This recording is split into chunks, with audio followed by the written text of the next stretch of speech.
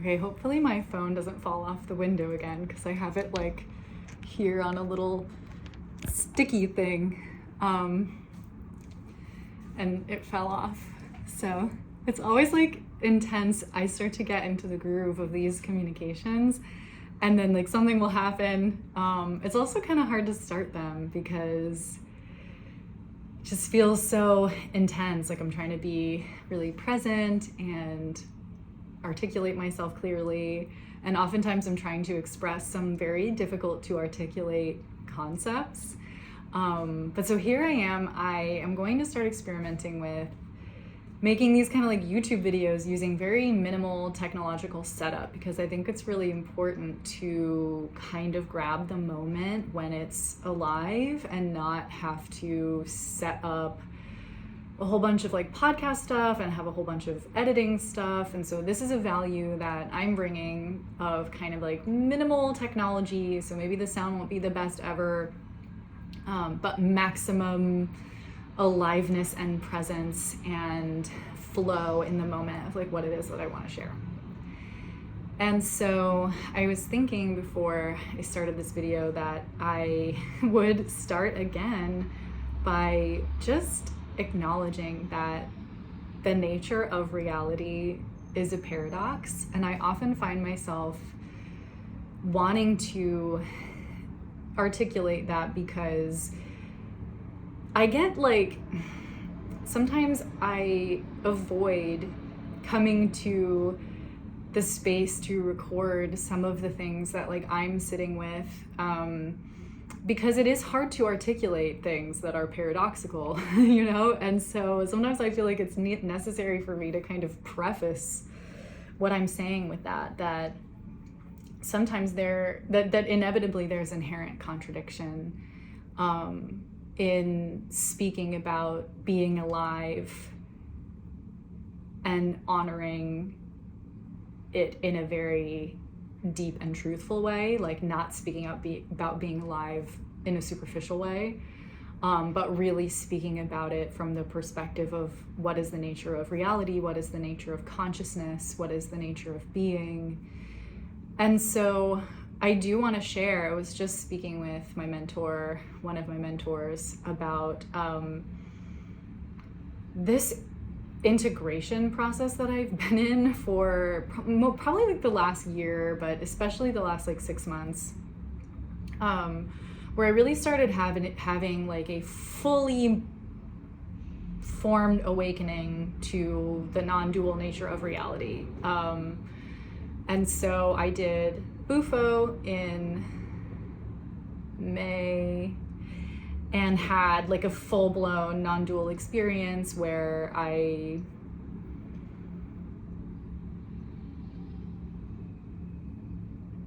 came to understand the nature of what is. And I already kind of had a taste of this, but you know, Bufo is kind of like a shortcut to a state that many mystics throughout history have alluded to, that many religions and other spiritual paths have acknowledged. And I think it's there for a purpose. I'm not advocating for the use of a substance. It's not even necessary to use a substance in order to access the non-dual nature of reality, but for my case, it was just something that came across my path. I didn't even have any idea that that's what I was getting myself into. But it also was the case that like in the months leading up to that experience, I was already starting to have my own kind of blossoming within of like connecting to the nature of reality on like an even more deep and visceral level. So the beginning of this video is really to talk about integrating non-dual awareness, like becoming truly, deeply, viscerally connected to the non-dual truth of what is.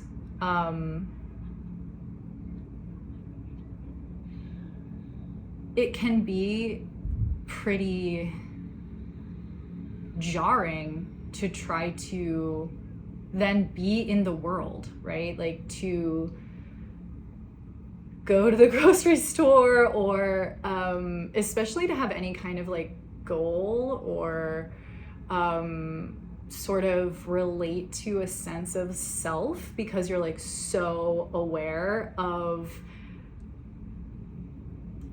the paradox of your own non-existence. It's like, okay, you know, it's so hard to articulate these things. But the nature of reality ultimately is infinite consciousness, which is something that it's very impossible to grasp intellectually. It's significantly easier if you've experienced it through some means.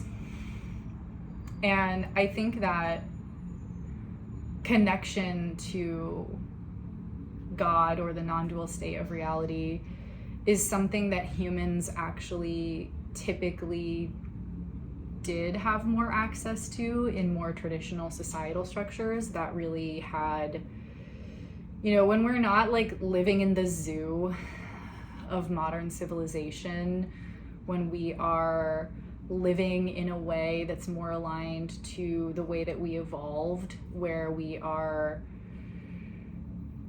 not so abstracted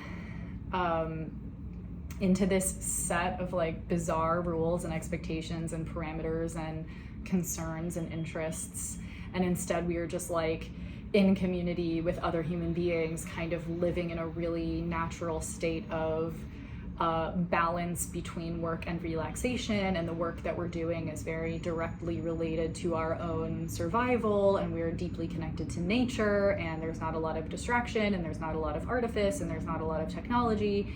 And then we're also engaged in ritualistic practices, and we're more connected to our bodies, and we're more connected to our breath. I think that just like mystical experiences that allow us to feel connected to the truth of what is are significantly more common in those kinds of societies. So, as a human living in the modern world, largely disconnected from that sensation, or that inner knowing, or that reality, when we do start to have an awakening to that reality, it can be really discombobulating and make it really, really difficult to continue to participate in this society that has a lot of like arbitrary structures and expectations and requirements, right? Like we're required to do all kinds of weird abstract work in order to like get money, in order to meet our basic needs, which was just not a thing that human beings evolved to have to do for the vast majority of our existence. And so I'm sitting with this paradox right now, and I was just telling my mentor that I think because my awakening to non-dual reality, which was really, really liberating and empowering, I think before that experience, and not just the Bufo experience, but kind of like the ongoing spiritual process that I've been going through, before I started to really heal a lot of the wounds that this society kind of imposes on us. Because people talk about trauma, right? They talk about like their childhood trauma, but also this society is just inherently traumatic. Like it's inherently traumatic to be raised in a society that doesn't teach you that you are naturally worthy of and entitled to being supported by your community, right? Like I find that one of the biggest resistances that people have to like the concept of an egalitarian society is that we've been really, really heavily conditioned to feel that, you know, you have to earn your place in society, and you have to like earn your living.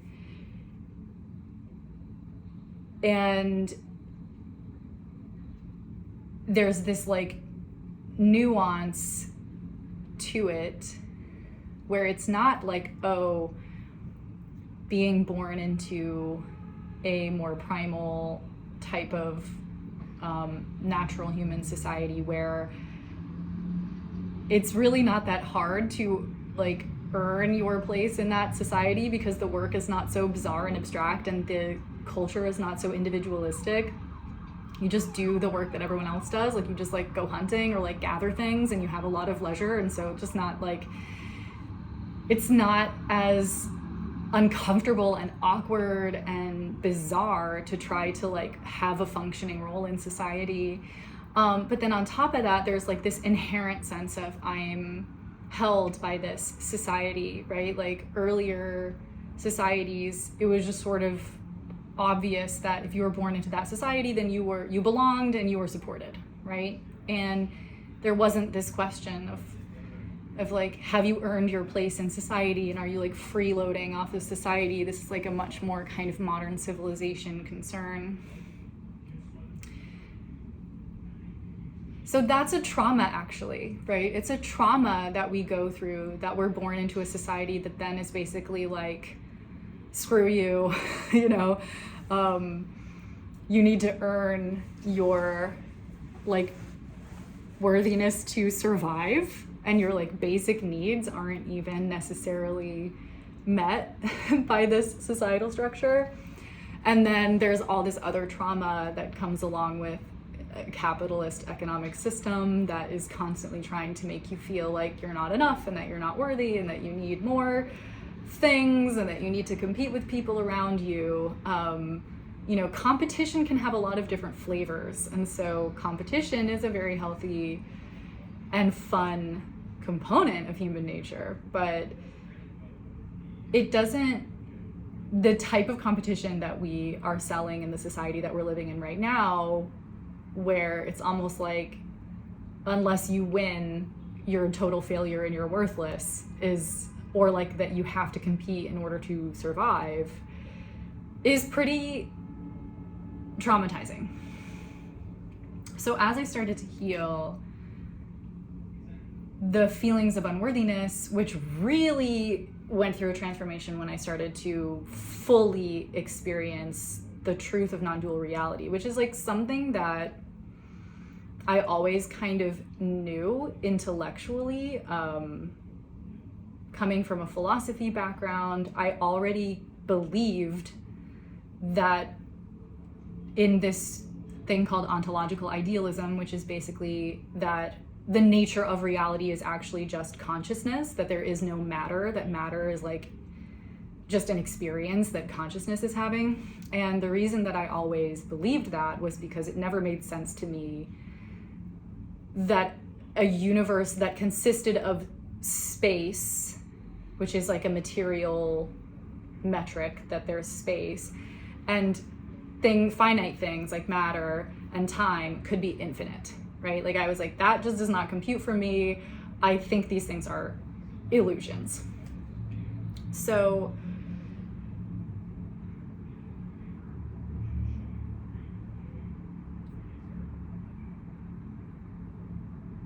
kind of having a more visceral, firsthand experiential experience of that fact, that the nature of reality is infinite consciousness, which is a very difficult to describe thing, which I will definitely be describing in more detail later on. It also kind of like really scrubbed me of unworthiness. Like I really went through a transition where so much of my life leading up to that point was being embroiled in and concerned with this question of like, am I enough? And how do I be worthy? And in many ways, like, how do I prove myself? Which, once again, big toxic narrative that really is a part of like modern civilization. So that was a really big awakening for me. I was like, whoa, first of all, I don't exist. Second of all, worthiness is not even like a question or a concern. Like a lot of people in the manifestation community will be like, you're worthy. And it just isn't really about that, is it? Like it's not really, worthiness is not like a thing. Unworthiness and worthiness is like an artificial concern that our society has kind of imposed on us. And I think that's another thing. Like, a lot of people, spiritual seekers throughout the history of modern society, have been very concerned with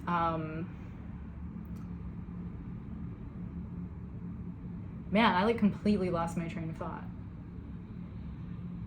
Okay, well, I guess I'll change.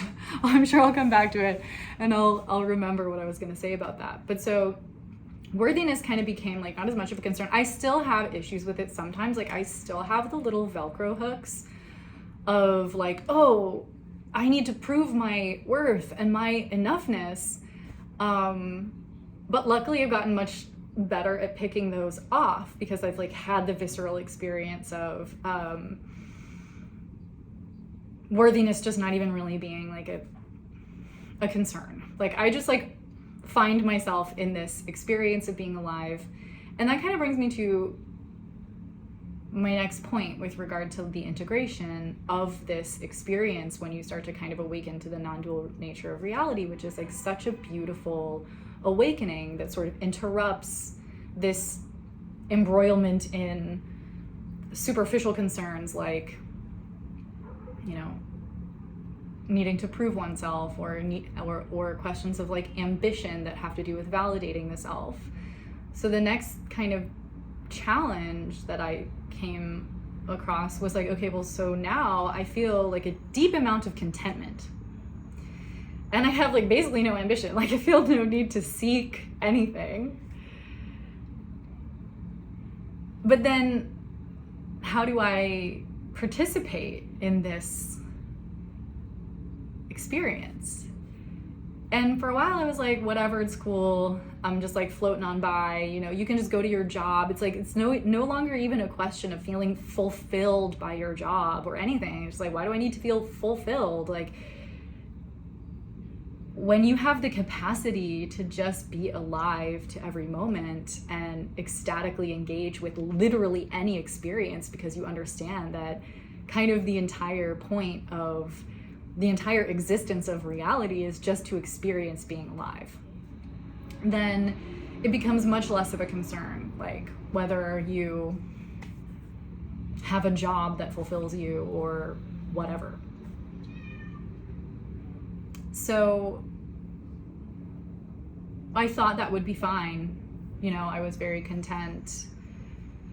But then I started to feel a certain detachment. That level of detachment from life was not very satisfying.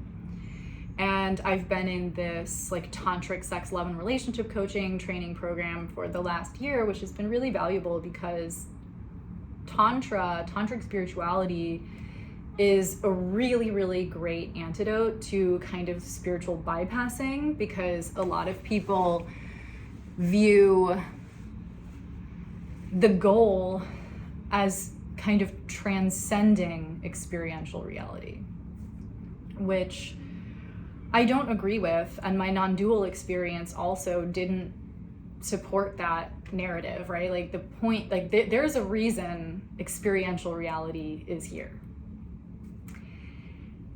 And if I wanted to just like be in a non-dual state, then I would just like, if consciousness just wanted to experience its own non-dualness, then we wouldn't have this experience. And a lot of people think this experience is here as like some kind of test, or like the point of this is to transcend it and go and remember and go back to being, you know, pure, blissful, non-dual consciousness.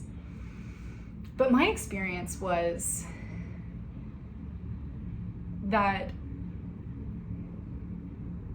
this all exists because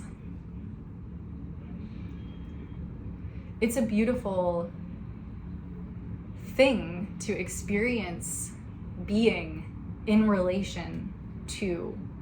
And so I wrote a poem after my non-dual experience where kind of my understanding was that infinite consciousness experiences a reality like this because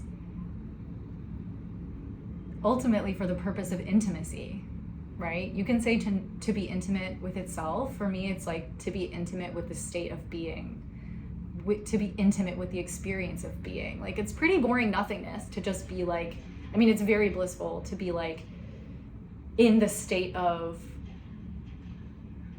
totality.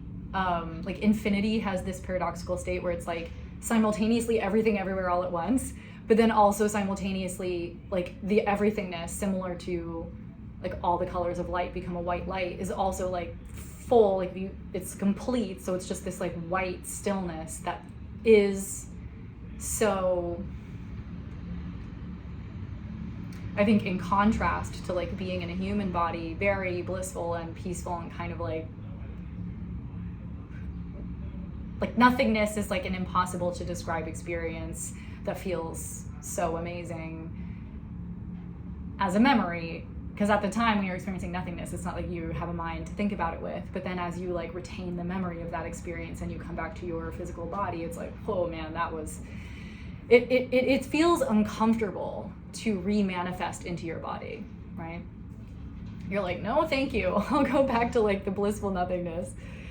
But so it's also like, I just want to preface this by saying that it is impossible to articulate some of these things in words, but it's almost like being infinite. There's not really any texture to that experience. And so in some ways, I almost have this like narrative that I've applied to it, which it's like infinite consciousness just creates the experience of being in order to have the sweetness of experiencing otherness, right? Of experiencing duality. And so that's one of the reasons why I really deeply don't believe that the spiritual goal is to transcend duality, or that like, you know, that non-duality is like the ideal way for us to be experiencing our lives. And I think this is like a trend that a lot of people speak to called spiritual bypassing, where all of a sudden it's like you take yourself out of the experience of being alive. And I think that many seekers throughout history have done this because they're like trying to escape the suffering. And so that they think that in order to escape the suffering of being alive, you have to transcend. But the truth of experiential reality is the sweetness of duality. It's the sweetness of being in relation. And I remember that I came out of my Bufo experience and saw my partner, like as it was coming out of it, I was like, oh, our relationship is an expression of the entire point of being. It's an expression of intimacy. Oh yeah, I never said the poem that I wrote. The poem that I wrote is beingness in infinite intimacy with being. And my experience was that that really is kind of like the entire point of all that is, of all existence, is to just be in intimacy with the experience of being. And so I started this video because, you know, and so in that way, my relationship with my partner, it's like we have moments, and I think many people can relate to this, where we're like very aware of our oneness. We're very aware that we're one consciousness. But then we also get to experience each other as other and deepen into the complexity of intimacy, right? Of the affectionate knowing and the discovery and the resistances and frustrations and all of the different flavors and colors of intimacy. And being, the quality of being, is another form of intimacy. And so I think that's kind of what I wanted to share, is that I've been in this state where I'm like really kind of ripening into, okay, now that I've experienced firsthand the nature of non-duality, and I understand on some level the meaninglessness of any striving, right? Like the purity of all that is exactly as it is, and like the like ridiculousness of like trying to actualize any change, you know, the state of like deep blissful still contentment of just like and just being super present in the moment, right? So I've had a lot of resistance to the concept of goals, because I'm like, well, the goals are always like out there in the future, and it takes me out of my ecstatic presence in the moment to be striving towards something in the future. So I've been really struggling with like, how do I be in the world? Like, how do I exist in this paradox of being alive and feeling this, what I was getting at earlier, is like this almost emptiness or discontentment with not actually being fully engaged with life, right? Not actually striving for things and having goals and like doing the human things. And that's another paradox that I think is like here for us to understand, is like when you know the truth of what you are, and you understand that you're not this avatar of a human that you used to identify so strongly with, right? Like a lot of people are very concerned with like being true to themselves or like self-expression. And I've kind of gotten to this place where I'm like, well, I just don't even really exist, you know? And yet the analogy I like to use is like, I'm in this avatar. It's almost like you rented a car, right? Like what kind of car is it? Are you a sports car? Is it a pickup truck? Like it has certain kinds of features and you're in it, so you might as well drive it and like express it. And I have these I have gifts, first of all, and then I also have like inner drives and desires to communicate things, like to do what I'm doing right now. And I've been really struggling with this like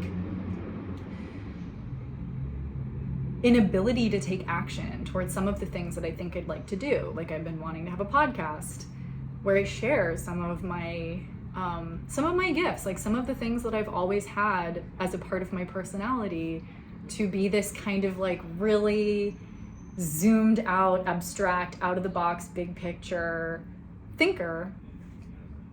Like I was just telling a story to my mentor about this, because I was kind of talking about my avatar, my alliness, right? And I was telling her that when I was in 8th grade, I went to like an interview for private high school, and they were asking me something. I don't remember what the question was. And I remember that I just like went on this whole tangent about how there should be no countries. Like, why do we have countries? And they're like, it was this extremely lengthy diatribe that is very much in the nature of me, right? That's very much in the nature of like, deconstruct all the assumptions about what the world has to look like and like reconstruct it. I'm just like one of my gifts is like, I'm very good at pointing out and deconstructing assumptions and like limiting beliefs about the way things have to be, quote unquote. And so that's a gift of mine that I would like to share, you know, and I think the dissemination of ideas in a very like experiential reality way, the dissemination of ideas is one of the most important ways to make change in the world. But I'm like living in this paradox of like, but nothing needs to change. Like everything is just the way it is, like the infinite reality where this is just beingness. And then I also find myself here in this life with these urges to share these thoughts and these ideas and these gifts, and also to like very aware that like people are experiencing hardship and challenge and suffering, and the desire to assist in the transformation of a society that I think is like really problematic and toxic and hurting a lot of people. And in the Gene Keys, the Gene Key of perfectionism kind of speaks to this. It's like the expression, the like highest expression of perfectionism is like to be able to sit in the paradox of simultaneously understanding that everything is perfect and then like constantly perfectionistically needing to like improve things. And so all of this ultimately is to say that I feel that my non-dual awakening is still kind of landing for me.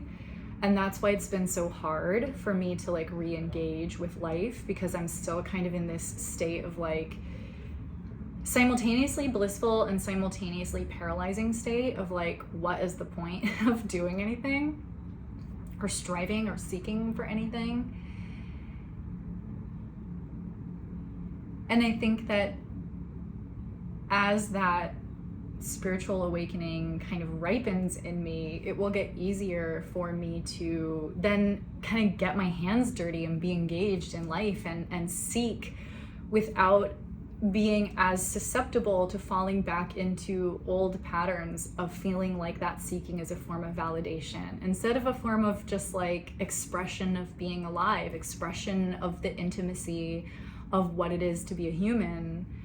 And participating in this reality that is just a game for consciousness, you know, and really like, this is why I wanted to start this conversation with my statement about the fact that the nature of reality is a paradox, because it's to be fully alive to the truth of reality is, and like functioning within that, is to be able to exist in the state of paradox, to be able to exist in that state of stillness and motion, of simultaneously understanding, of like surrender and action, right? Of like understanding the beauty and blissfulness and perfectness and perfection of all that is, and then also seeking to change and understanding that seeking to change this reality is in some ways this kind of like egoic act where we think that there's something that we need to do, and then it's also like a natural impulse of being manifested and embodied in a human experience. So this is something that I am just like ripening into, and I thought I would just share a little bit about my journey with it, because I think sometimes I feel this pressure to show up to a space like podcasting or making a YouTube video with some kind of like very clear lesson, instead of just like what's alive for me on my journey, like what state am I in right now? And so it's my intention to reduce the technological demands of sharing this experience, whatever wisdom I have to share, whatever questions I have that I have no answers for, and kind of just share this journey in real time and just trust that that's of value in some way, because I feel this inner compulsion to do it.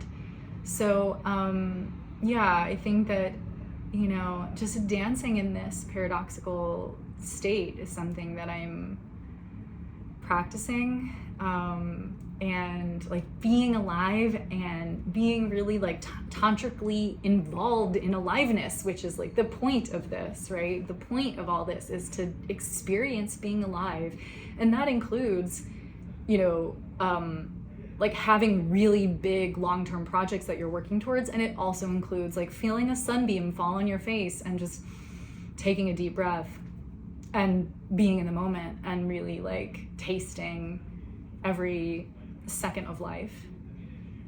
So that's what I have to share with you today, and I really like this format where I think I just can just throw on my phone and maybe just throw this up on YouTube. Maybe I'll give up the official podcast strategy, which requires me to do a lot of like other kinds of editing, and we'll see how my relationship to like creating things like this matures over time. But feel free to leave me a comment or ask some questions. I'd love some like topic suggestions, or share if you've experienced any of these things, or if you have absolutely no freaking idea what I'm talking about, which is also great. And yeah, thanks for listening.